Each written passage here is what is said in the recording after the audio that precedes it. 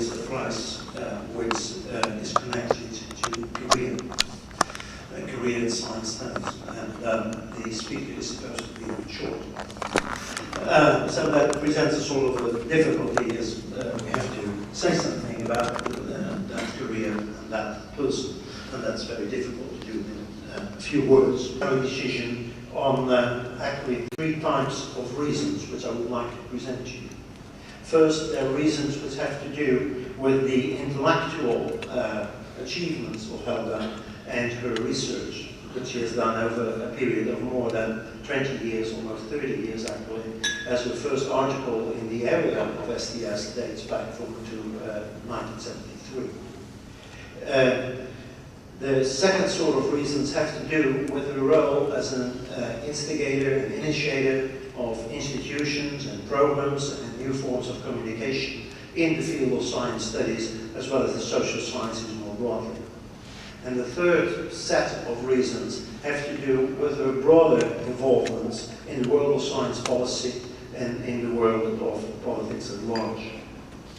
With respect to the first type of reasons, her academic achievements, she has a long career, and she has published an enormous number of books and monographies, either as editor or as an author. I counted, and we did this a little while ago, so I'm afraid the numbers are already outdated, 27 book publications and more than 150 articles in scientific journals, and no doubt it has grown since, as I was able to observe. I already mentioned her first publication, and you'll probably all be familiar with one of her more recent productions, Rethinking Science, Knowledge and the Public in an Age of Uncertainty, which she published together with Peter Scott and Michael Gibbons.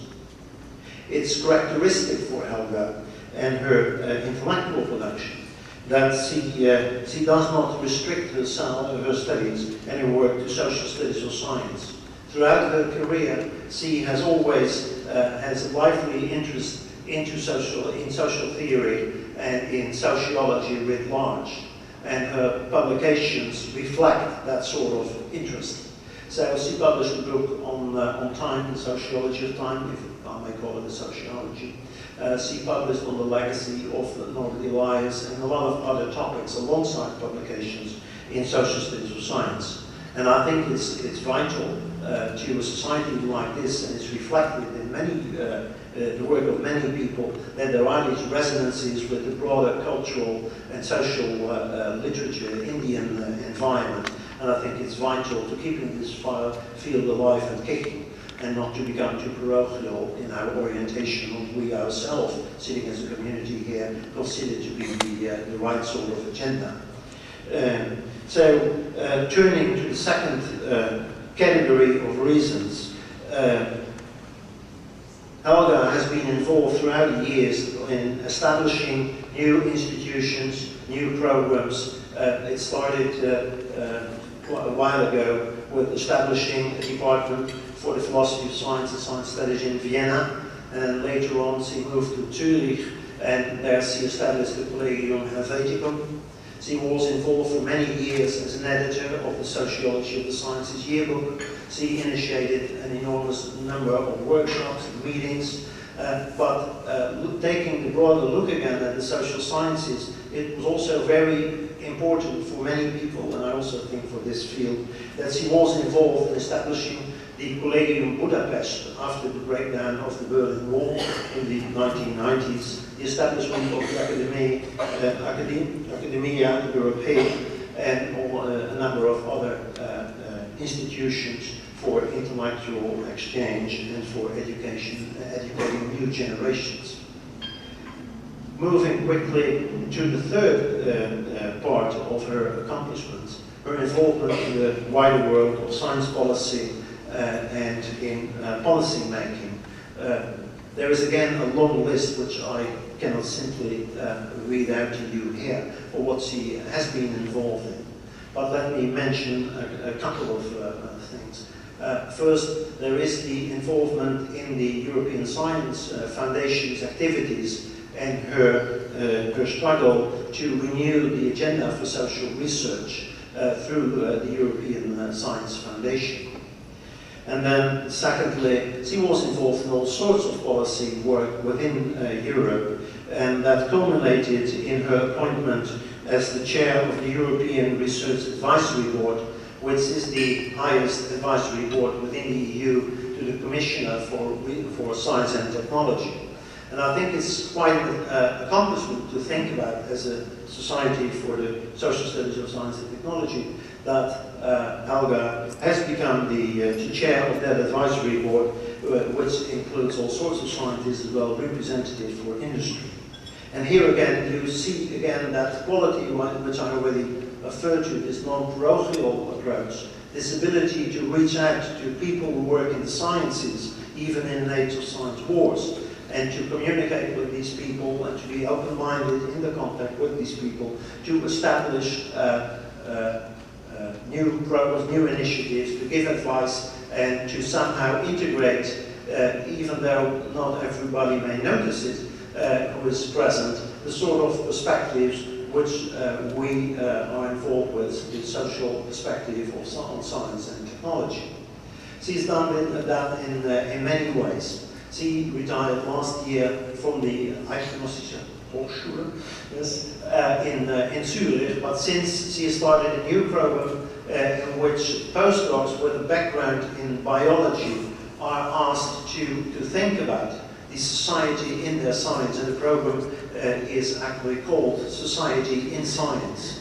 And the idea here is to work together with people from the sciences who have a degree there, and who are supposed to return to the sciences later on, and to go back, and to think about the social dimension of what they're doing, in yet another attempt to bridge these, to transgress the boundaries between the various disciplines, to transgress the boundaries between doing academic work and doing policy work.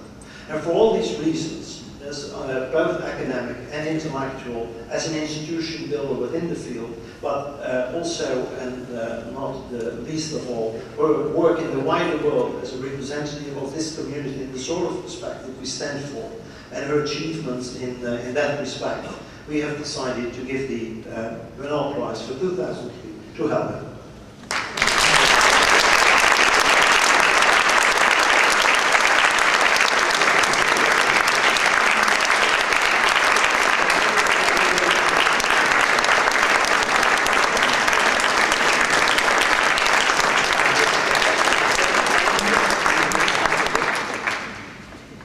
Thank you very much, Rob.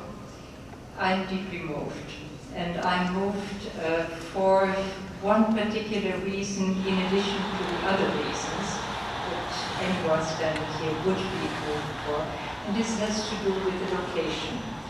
We are back, or I am back in the United States at a time where some of us are very much concerned that the US and Europe may be drifting apart.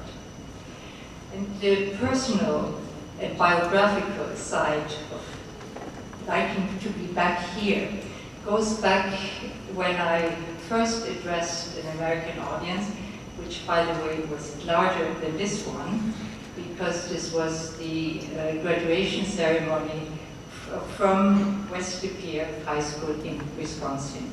I was an AFS exchange student, not yet 17 years old. I had spent 1 year in the Midwest of the United States, and exchange is to be taken literally.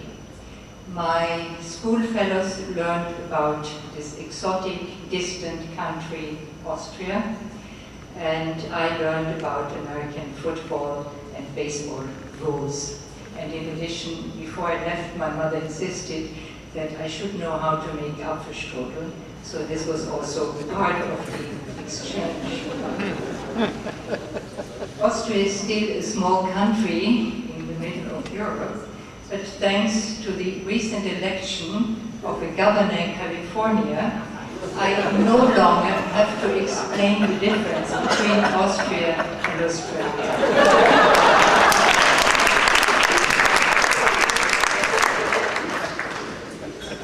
My second reference point is, of course, Columbia University. I came back later to get my PhD in sociology at Columbia, and I had two wonderful teachers there. Paul Lazarsfeld, who taught me that methodology is never only methodology, but always also about substantive issues. And the other teacher was Bob Merton, whom we have commemorated this evening, who was a wonderful teacher and remained a lifelong friend. Retrospectively, I think I learned from him, and this is my way of putting it, I learned two important things from him.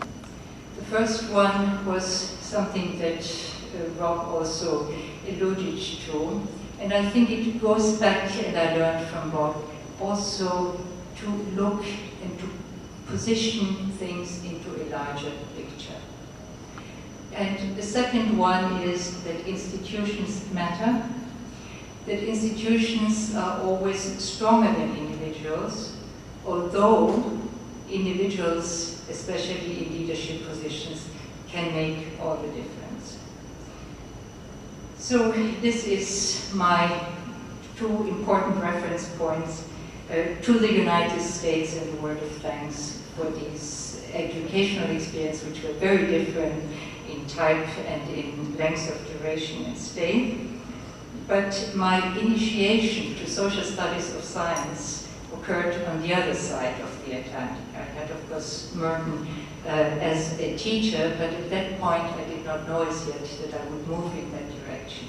It occurred when I spent 1 year at King's College in Cambridge, UK, and there I was asked one day, would I be willing to teach sociology of science, learning and belief, and that hooked me. So much for transatlantic relations on the personal side. I now would like to say a few words why I'm pleased that it is the Bernard Prize.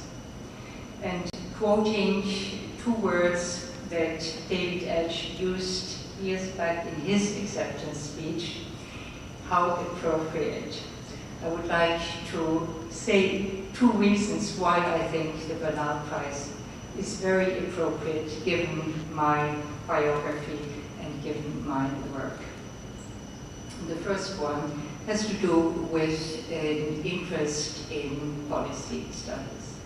I went back to look at the social function of science, and I was struck by the fact how relevant the topics, not the content, of course. You cannot expect a work that has been written more than 60 years ago does not reflect the enormous changes that have occurred since.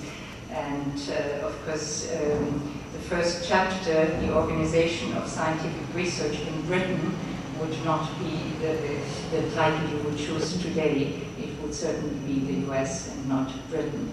But the other headings have to do, and the chapters have to do with topics like efficiency, coordination, cooperation. There is a mention of science for the citizen. There is a chapter that is dealing with the recruitment of young scientists, with finance, with strategies for the advancement of science, for science and war, still a very relevant topic, and so on.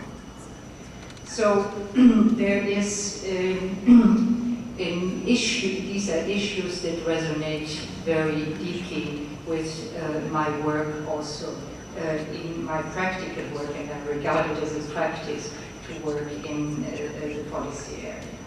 But secondly, and Rob mentioned this also when he told you that society in science is something that I now try to put into practice by selecting young postdocs, mainly from the life sciences, who will stay in their field and yet bring a societal dimension into their work in ways that they have to come up with. I think that Bernard would have been a very good candidate for such a fellowship. I came here to Atlanta after spending 2 days in Washington, and I was there as chair of Europe together with a few other members from my bureau. And we were visiting high-level science policy people and institutions like NIH.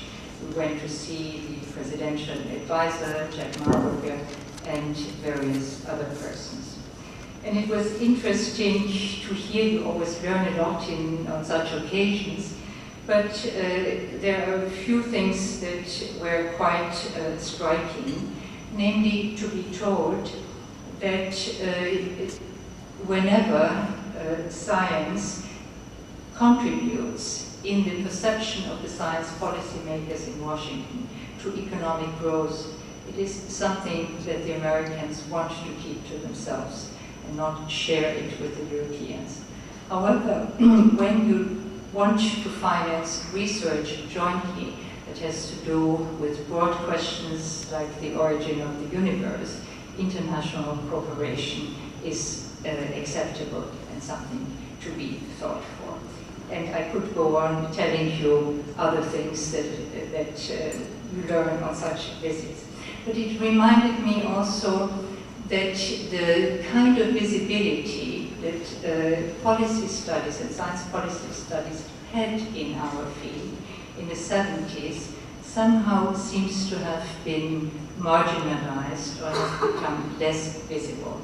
And I think it is perhaps appropriate to think about it that at a time when science policy is so much linked together with industrial policy, with economic policy, with other kind of policies, to take a fresh look again and to get engaged in this field. The yearbook in the sociology of science has been mentioned, and the last volume is out. Unfortunately, the publisher did not manage to get a copy here, and I did not bring mine. But in the last yearbook, I wrote an article, which together with a young colleague of mine, Michael Guggenheim, and it was a deliberate attempt also at intergenerational cooperation, in the sense of having a younger and my age, my experience scholar to look and to make a critical assessment of STS. The article has the title, "Joy in Repetition Makes the Future Disappear." And I can only urge you to read it. I will not go into it now, but we make the point that STS has a lot to gain by bringing back in social theory, various kinds and various strands. But at the same time, of course, STS has a lot to offer, especially to other social science disciplines. And this is something that I would also like to deposit here and leave as a message with you. And along the lines of applying something that goes indeed back to Bob Merton, who always said, whatever we say and come up in analyzing science as an institution, we should also be able to apply it to ourselves. We are now engaged in a collective ritual, a very nice ritual of commemoration, of celebration. These collective rituals have in identity building, the solidarity building function also in the language of functionalism. But it is also clear that it is part of a practice. And in a recent volume edited by Nina Amiran, the historian of science, on commemorative practices among scientists, Charles Meyer makes the point. He says that these practices have the purpose, on the one hand, to reincorporate a shared past whose meaning seems destined otherwise to fade. You want to hold on to something that belongs to the past and that you want to preserve. Simultaneously, you want to establish, however, that this object of memory is precisely history. The past is no longer controlling the present.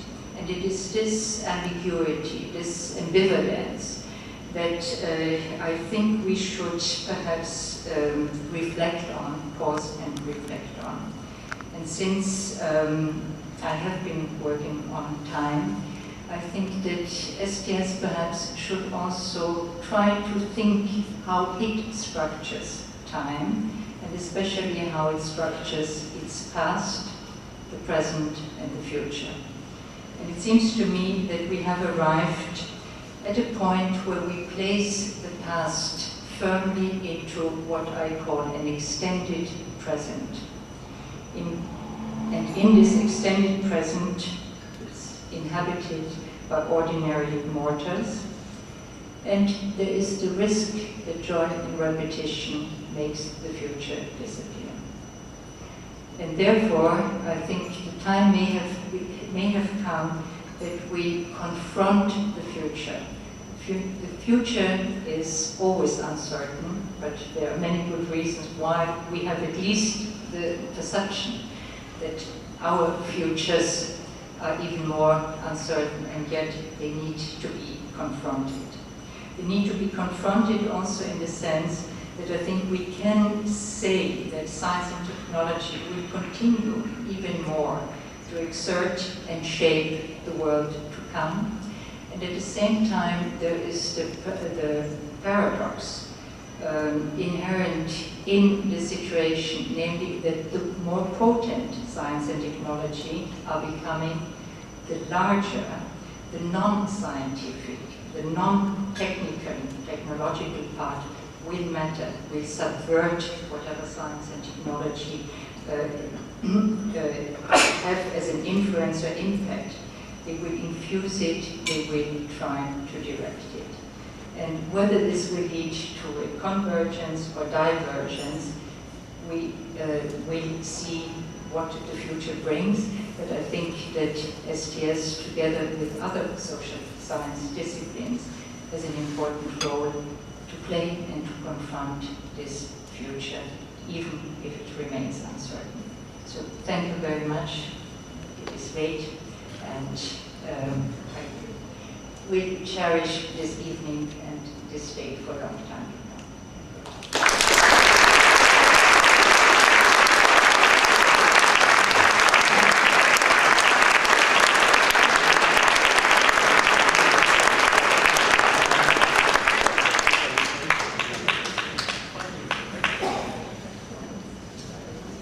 Ladies and gentlemen, it is a pleasure and an honor to hand over the presidency of your society to Bruno Latour. We are such an anarchistic bunch of people that I do not have a hammer that I use in keeping order in council business meetings. So I'll just shake your hand. Wish you good luck and a lot of pleasure, Bruno.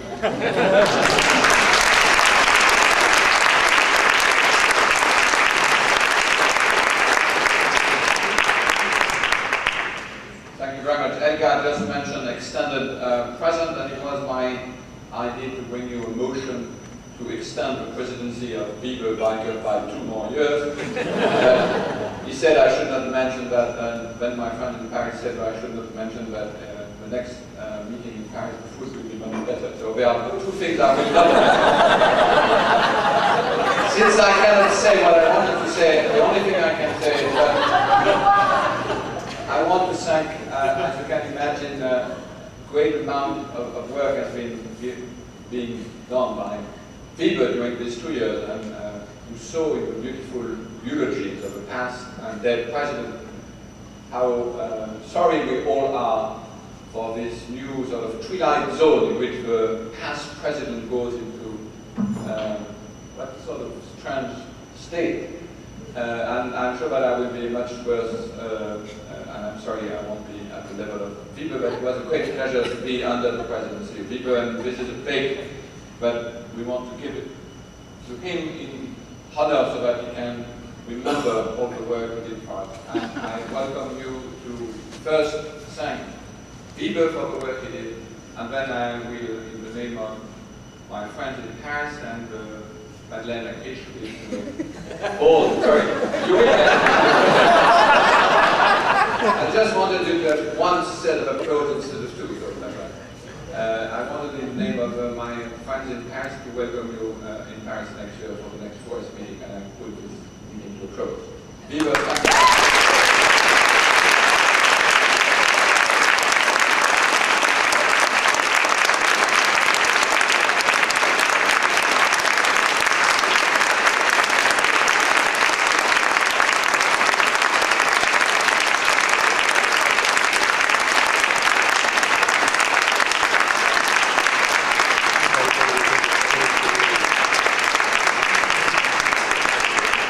Thank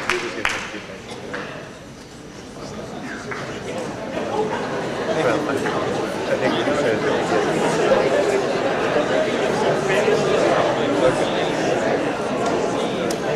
People were trying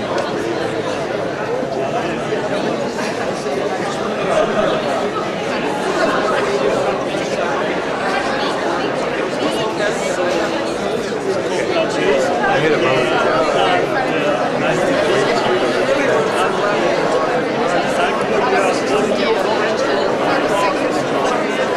And of course, it's not really true. It's not president, but he's always so good.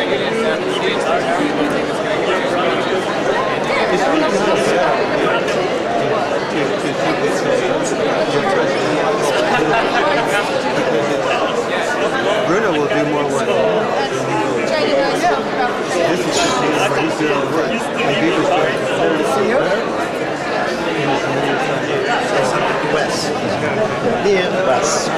Did you know how that name is spelled incorrectly? No, I didn't look at it. But it will change it.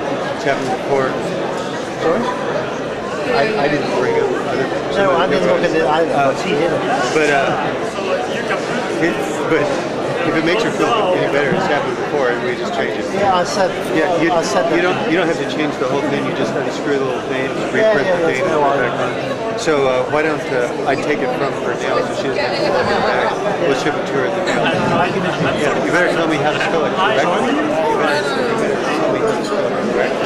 I mean, but very simple. I think I can. It's correct on the first night when I had a good sleep. Well, that's what I like. Yeah. That's Might be wrong. Might be wrong. You know, these are just like, you know, professional.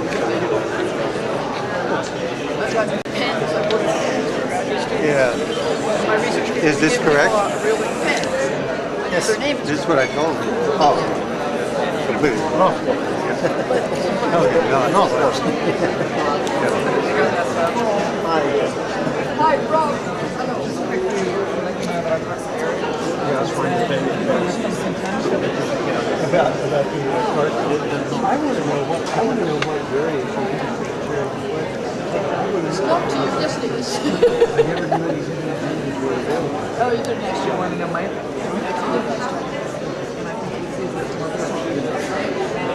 Okay, so we just have to tell them. No, and I really, I really, see, it was really pushing.